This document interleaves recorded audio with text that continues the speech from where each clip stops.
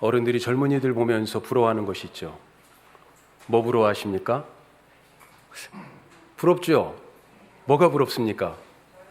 아유, 예, 어른들 대답이 딱 벌써 나오시네. 일부에 우리 청년들한테 물어보니까 대체 어른들이 뭘 부러워하실까? 그런 눈치예요. 젊음입니다. 그렇죠. 젊은 거 부럽지요. 뭐라고 얘기합니까? 야, 니네 젊어서 좋겠다. 내가 그렇게 젊었으면 이렇게 얘기하죠. 젊음은 그 무엇과도 바꿀 수 없는 하나님이 주시는 그 많은 선물들이 있지만 그 선물 중에 최고의 선물 중에 하나입니다. 무엇보다도 젊음이 아름답고 멋진 이유, 그것은 우리가 늘상 얘기하지만 꿈을 꿀 수 있는 나이기 때문에 그러지 않을까요?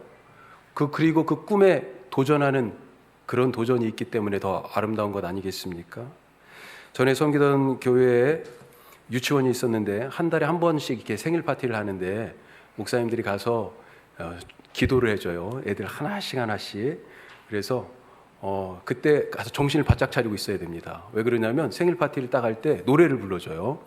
생일 축하합니다. 생일 축하합니다. 생일 축하합니다. 자, 그 생일 맞은 친구가 이성욱이라고 그러면 이성욱 그러면 그렇게 이름을 부르면서 생일 축하합니다 하는 거예요. 그러면 이름을 딱 들은 친구가 이제 등장을 합니다. 나는 되겠어요. 선생님이 꿈이라면 선생님이 되겠어요. 그렇게 또 하면 친구들이 그래 너는 선생님이 되어라 이렇게 노래를 해요. 아마 친구들이 선생님들하고 있는 시간이 가장 많잖아요. 그래서 그런지 제가 볼 때는 선생님 되겠다는 친구들이 상당히 많았어요. 꿈을 쭉 보면 겹치는 것들이 있는데 주로 선생님, 또 어렸을 때는 또 왜 그게 많아요. 소방관, 경찰관, 예? 그리고 또 의사 선생님이나 간호사 선생님, 예? 그리고 과학자도 좀 있고요. 여자친구들은 공주님 있어요, 진짜. 예, 공주님. 제가 이거 설교 준비하다가 좀 더 찾아보니까 오로라 공주님 축하하는 게 있더라고요. 예, 유치원에서 뭐 그런 거 하는데 오로라 공주님 되고 싶대, 이 친구는요. 예. 그리고 생각보다 발레리나가 많더라고요. 발레리나. 야, 이거 참 쉽지 않은데. 그런데 초등학교 가면서부터 이런 꿈에 대한 목소리가 조금씩 잦아들기 시작합니다. 왜요? 꿈을 꿀 여유가 없어요. 우리가 알다시피 놀고 공상하고 막 그 이야기 속에 빠져들고 그래야 되는데 그럴 시간이 없습니다. 대신 지식에 지식을 더하면서 아이들이 현실을 마주하고 현실을 깨우치기 시작합니다.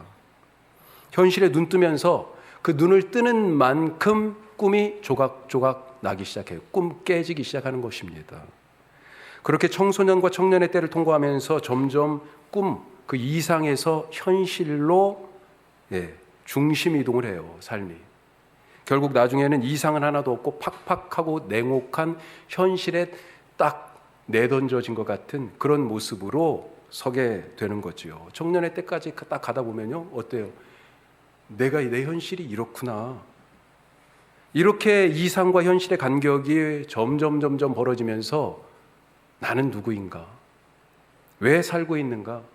어디서 와서 어디로 가는가?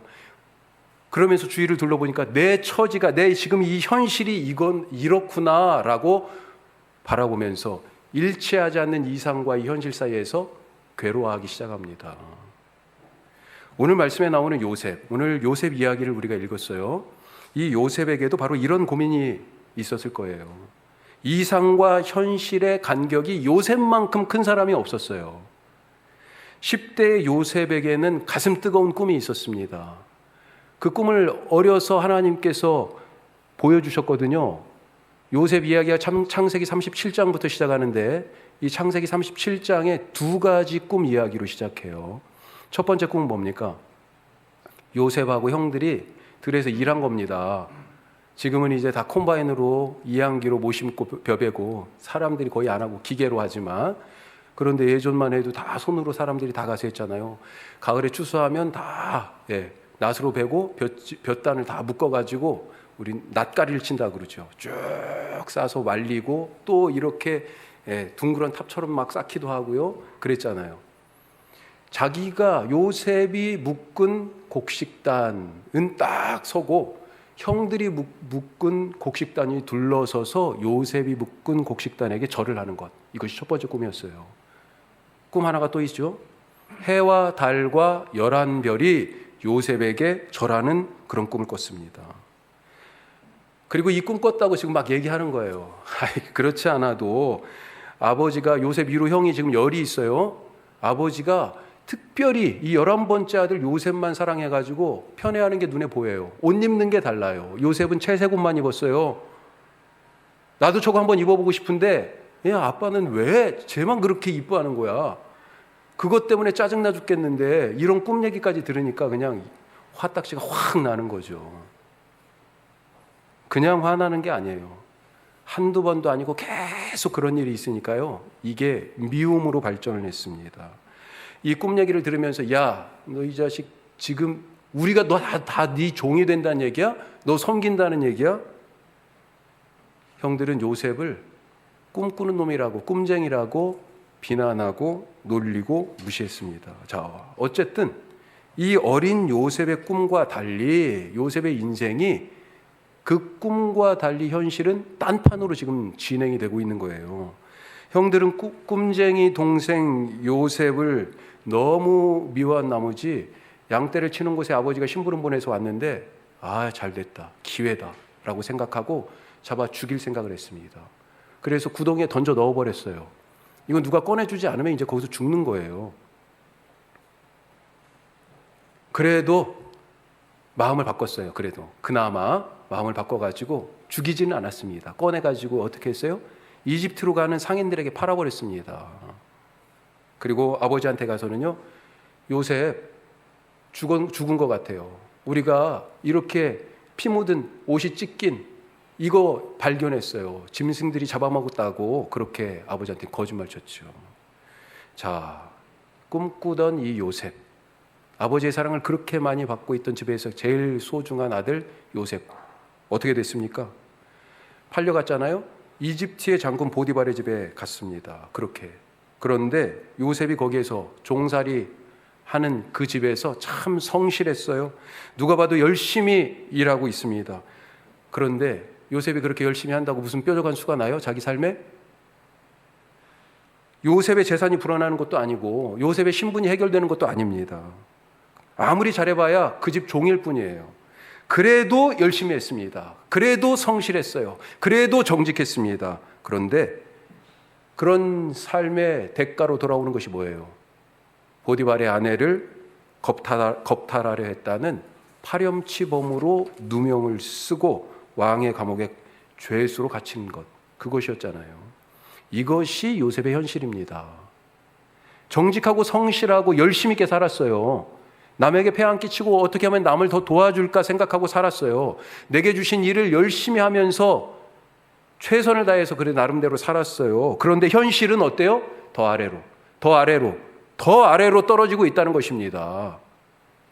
그 전에 꾸었던 꿈, 이 요셉의 꿈 어떻게 된 것입니까?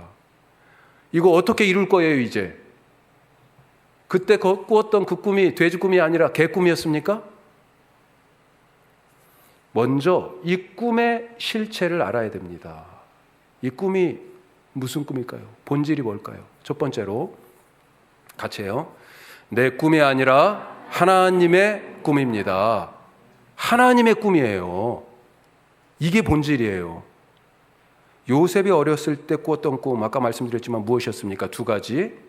자기가 묶은 곡식단에 형들이 묶은 곡식단이 삥 둘러서서 절하는 것. 해와 달과 11별이 자기를 향해서 경배하고 절하는 것. 이 꿈의 의미가 무엇이에요, 대체? 이것은 요셉이 앞으로 입신양명할 것이다. 높은 벼슬을 할 거다. 그것을 예언하는 꿈이 아닙니다. 앞으로 이 아이가 모든 사람의 추앙을 받는 그런 크고 위대한 사람이 될 거다. 큰 정치인, 큰 사업가, 이름만 들어도 모두가 다 알 수 있는 그런 사람들이 그 앞에 와가지고 막 열광하고 손을 들고 환호하고 무릎 꿇고 하는 그런 사람? 사실 우리 대중 스타들 보면 그렇지 않습니까? 누가 막 뭐라고 하지 않아도 사람들이 그 앞에 가서 막 열광하는 거예요. 어떤 가수는 뭐 흠뻑쇼를 잠실 종합운동장에서 했어요. 막 물을 뿌려대도 사람들이 좋아가지고 와 하고 그 물 맞으러 일부러 간다는 거 아니에요. 거기서 그렇게 노래하고 그 사람을 그래서 뭐라고 그래요? 이 대중 스타를. 사실은 참 아이러니한 단어인데 아이돌이라고 얘기하잖아요. 우상이라는 뜻이에요, 사실은. 그렇게 신처럼 경배하고 그렇게 높인다는 거죠. 요셉이 바로 그런 사람이 될 거다. 모든 사람들에게 존경과 추앙을 받는 그런 사람이 될 거다라고 하는 무당 점치는 이야기, 꿈 이야기가 그것이 아니라는 것입니다. 오늘 읽은 말씀에서 이 꿈의 실체가 나와요. 꿈이 이루어졌어요. 어떻게 이루어진 건지 보죠. 자, 5절 뒷부분 보면요. 같이 읽습니다. 5절 뒷부분. 하나님이 생명을 구원하시려고 나를 당신들보다 먼저 보내셨나이다. 뭐라고 돼 있어요? 구원하시려고. 이게 그 꿈의 실체였어요. 7절 말씀에서는 더 정확하게 나옵니다. 7절 같이 읽습니다. 하나님이 큰 구원으로 당신들의 생명을 보존하고 당신들의 후손을 세상에 두시려고 나를 당신들보다 먼저 보내셨나니. 아멘. 꿈의 실체, 꿈의 본질이 무엇이에요? 바로 하나님의 구원입니다. 하나님의 구원이에요. 지금 사람들이 다 죽어가고 있습니다. 6절 보세요. 흉년이 지금 2년이 됐습니다. 요셉은 미리 왔지만 요셉을 팔았던 형들이 곡식 구하러 왔잖아요. 다 굶어 죽게 생겼어요, 지금. 이미 굶어 죽고 있는 사람들이 있습니다. 앞으로도 5년 이 흉년이 더 갈 것입니다. 먹을 것이 없어 다 죽어가고 있어요. 구원이 절실할 때 하나님께서 구원하시겠다라고 하는 것을, 그 어려운 일이 앞으로 닥칠 텐데 그때 구원하시겠다라고 요셉에게 이미 보여주신 거예요. 그 꿈을 통해서. 지금 생각해도 기억에도 흐릿한 그 어릴 때의 그 꿈, 그것은 하나님이 구원하시겠다라고 하는 꿈이었습니다.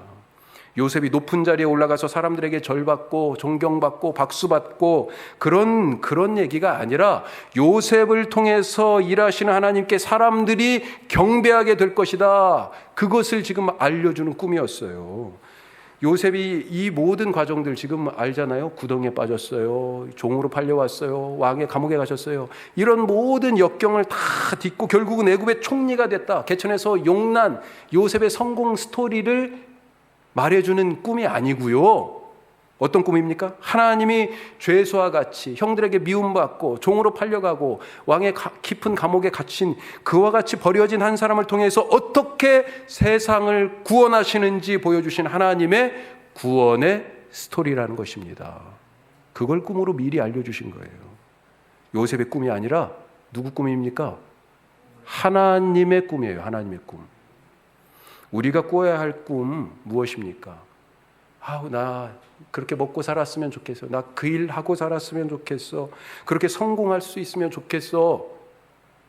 그것을 꿈꿀 수 있죠. 하지만 그것이 먼저가 되고 그것이 전부가 되고 그것이 진짜 내 삶의 목적이 되어서는 안 된다는 것입니다. 우리가 꾸어야 할 꿈, 바로 하나님의 꿈이에요. 근데 그 꿈이 뭐예요? 세상을 향한 사랑과 구원의 꿈입니다.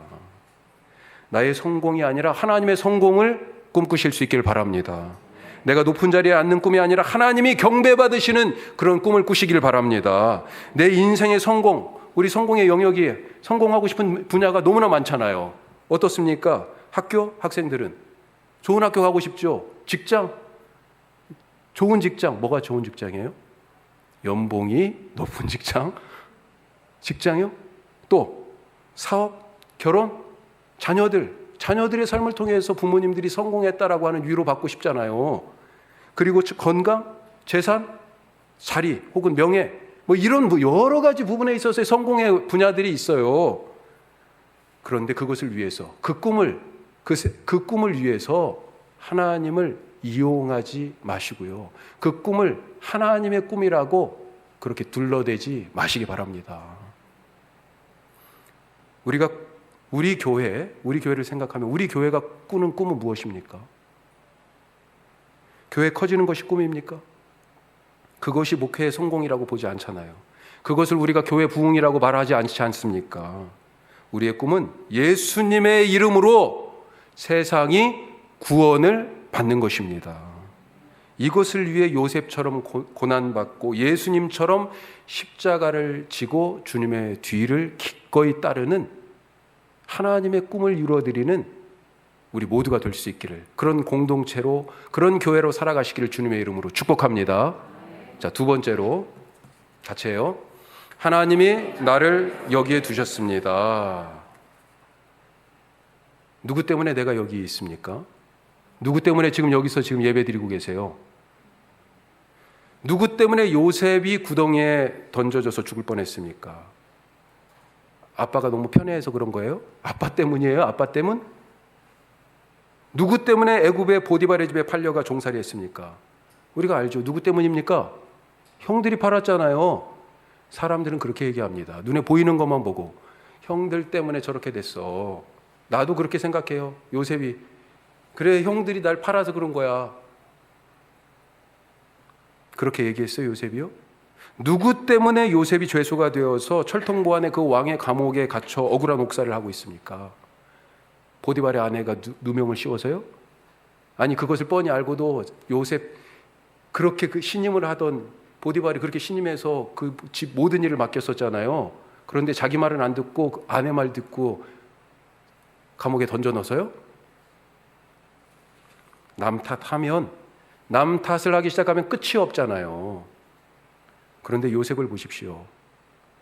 오늘 5절 말씀에서도요, 내용이 뭐예요? 사실은 하나님이 나를 당신들보다 먼저 보냈습니다, 그렇게 얘기하고 있어요. 7절 말씀에서도 아까 읽었지만요, 하나님이 나를 당신들보다 먼저 보내셨나니, 똑같이 또 나와요. 그리고 결정적으로 8절 같이 읽어요. 8절 그런즉 나를 이리로 보낸 이는 당신들이 아니요 하나님이시라. 하나님이 나를 바로에게 아버지로 삼으시고 그 집에 온 집에 주로 삼으시며 애굽 온 땅의 통치자로 삼으셨나이다. 아멘.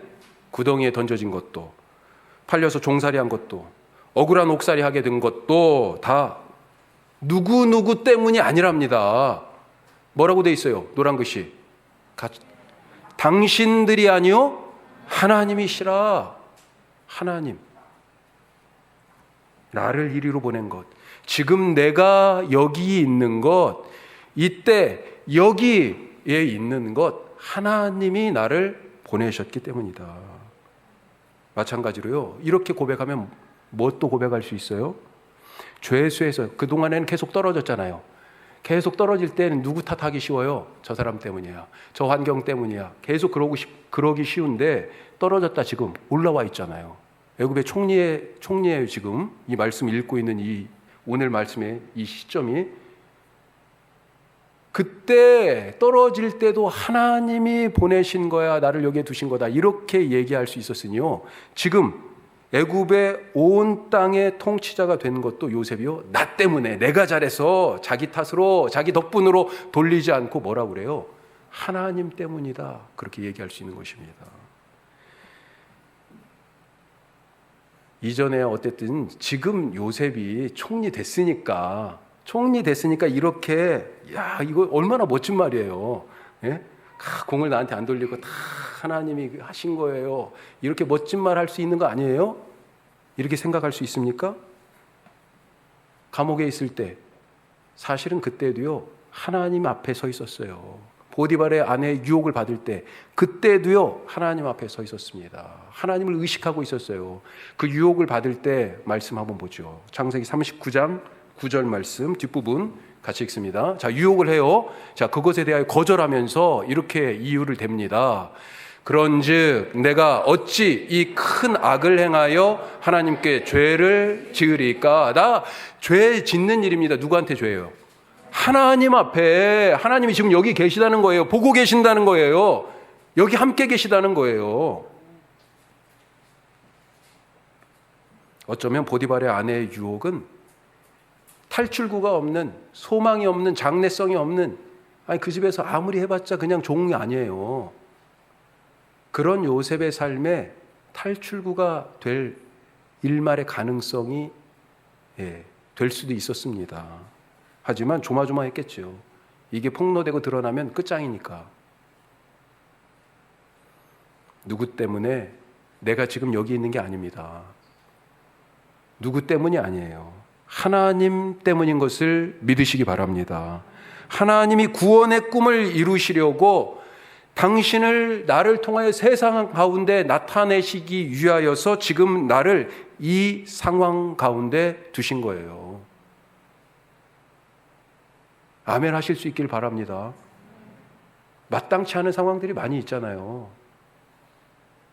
아니, 사업을 열심히 하는데 돈이 안 돌아와요. 나는 일 열심히 했는데 왜 돈이 돌아와야 될 거 아니에요? 일한 만큼의 값이 와야 되잖아요.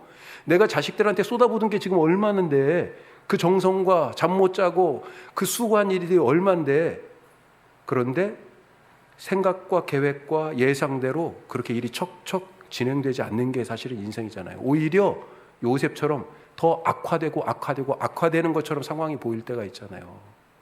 하지만 그때마다 이 요셉의 이야기를 기억하실 수 있길 바랍니다. 너무나 잘 알고 있지만 너무 쉽게 잊어먹어요. 하나님이 나를 여기에 두셨구나. 이런 글이 있습니다. 안소니 드멜로라고 하는 영성가가 쓴 짧은 글이에요. 한번 들어보세요. 멜로디를 즐기고 있습니까? 교향곡을 즐기고 있습니까? 곡의 몇 대목에 한 음절에 매이지 마십시오. 지나가고 흘러가게 하십시오. 음들을 흘려보낼 준비가 되어 있을 때 교향곡을 온전히 즐기게 됩니다. 그때 그 한 음이 별로 마음에 안 들어요. 그 음표 지워버리고 싶어요. 그런데 그래가지고는요, 이 멋진 구원의 교향곡이 완성이 안 됩니다. 지금 이 한 음이 이탈처럼 들리고요, 불협화음처럼 느껴져서 불편할 때가 있어요. 하지만 그 과정을 통해서 결국은 하나의 곡이 완성이 되는 것입니다. 어떤 곡이에요? 하나님의 구원의 교향곡이 완성되는 거예요.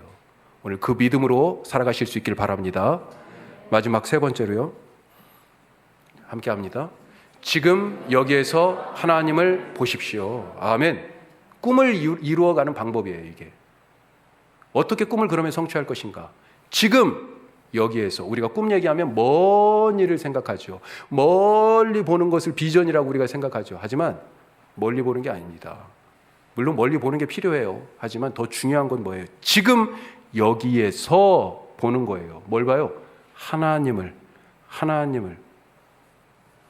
오늘 나의 삶을 한번 생각해 보십시오. 1년 전에 내가 계획한 삶입니까? 그래서 1년 전에 여기에서 이렇게 예배 드리실 거라고 생각 못 하셨잖아요. 그렇죠? 예. 5년 전, 10년 전에 이것이 꿈꾼 것입니까? 여러분 다 아시지만 저도 5년 전만 해도요, 여기서 여러분들하고 이렇게 함께 예배 드리고 있을 거라고 꿈 못 꿨습니다. 우리가 이제 앞으로 한 달 더 지나가고 나면 9월 첫째 주에, 둘째 주에 창립 이제 만 4년이 돼요. 벌써 그렇게 됐습니다. 5년 전에 저 꿈도 못 꿨어요. 아직 정하지도 않았습니다. 아니, 4년 전에도 마찬가지예요. 제가 8월 초쯤에 기도의 응답으로 개척에 대한 마음을 하나님이 이제 확실하게 주셨어요. 그런데 그렇게 오래 기도한 것도 아니에요, 사실은. 지금 이 시간, 그때 4년 전을 생각하면 아직도 개척? 아니에요, 아직. 그런 마음이 아직도 없어요.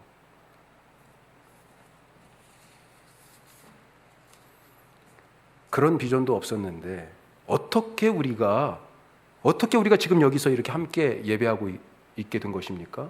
그런 꿈도 안 꿨었는데 어떻게 우리가 지금 여기 있는 거예요? 요셉은 형들에게 팔릴 때, 야, 내가 이제 팔린 거 이거 걱정 없어. 내가 앞으로 이제 애굽의 총리가 될 거니까. 그런 꿈을 꾸고 있었을까요? 종살이 할 때, 감옥에 던져졌을 때, 그때도 마찬가지예요. 지금 이런 애굽의 총리로, 애굽 온 땅의 주로, 통치자로 그렇게 세워질 것이다, 이런 날이 올 것이라고 기대했을까요? 가끔 비전이 뭐냐, 그렇게 질문을 듣기도 하고 질문을 하기도 합니다.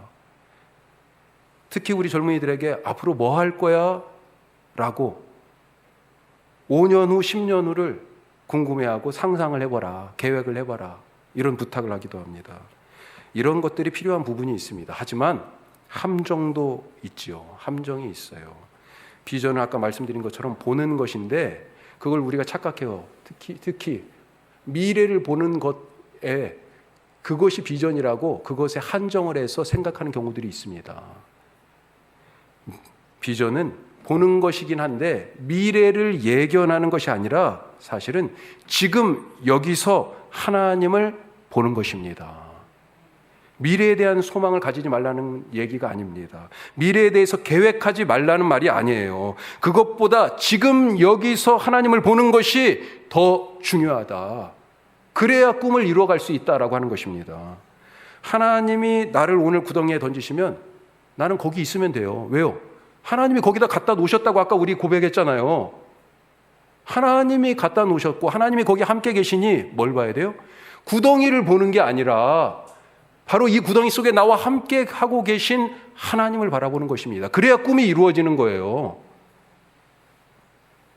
종살이 하는 곳에 파시면요, 내가 왜 팔려야 돼? 형들 어떻게 나한테 그럴 수가 있어?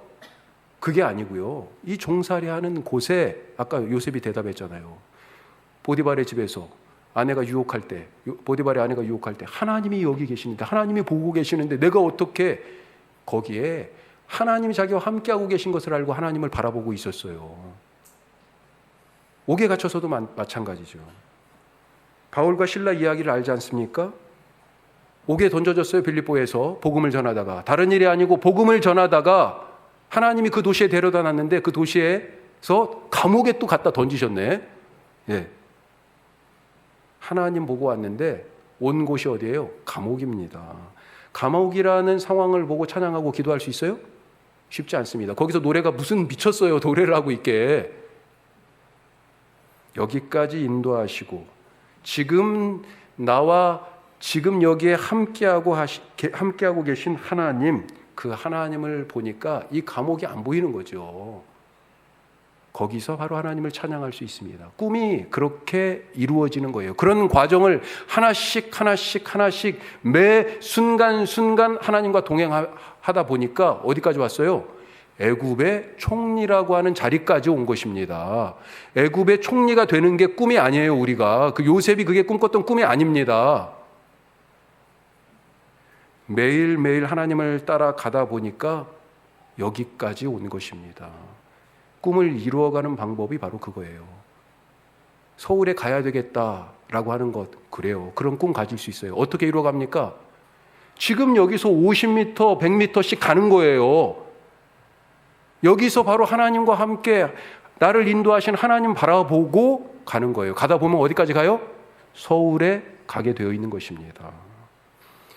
우리 청소년 청년들이 오늘 이 세상 속에 살아가면서 이렇게 매일 매 순간 주님만 바라보는 비전의 삶을 살아갈 수 있도록 기도해 주시길 바랍니다. 그때 하나님의 꿈이 내 삶에서 이루어지고 현실과 이상이 너무 떨어져서 그래서 이렇게 살기 너무 힘들다 이것이 아니라요, 현실과 이상이 그 하나님이 함께 하신다는 것을 깨닫는 그 순간 이 현실과 이상이 둘이 아니라 하나가 되어서 내 삶에서 은혜로 역사하는 것을 보게 될 것입니다. 이게 바로 젊음의 삶이고 이것이 비전의 삶이고 이것이 우리가 살아야 할 하나님과 함께 꿈꾸는 구원의 삶인 것입니다. 우리 다 같이 이 삶을 함께 살아가실 수 있기를 간절히 바랍니다. 기도하겠습니다.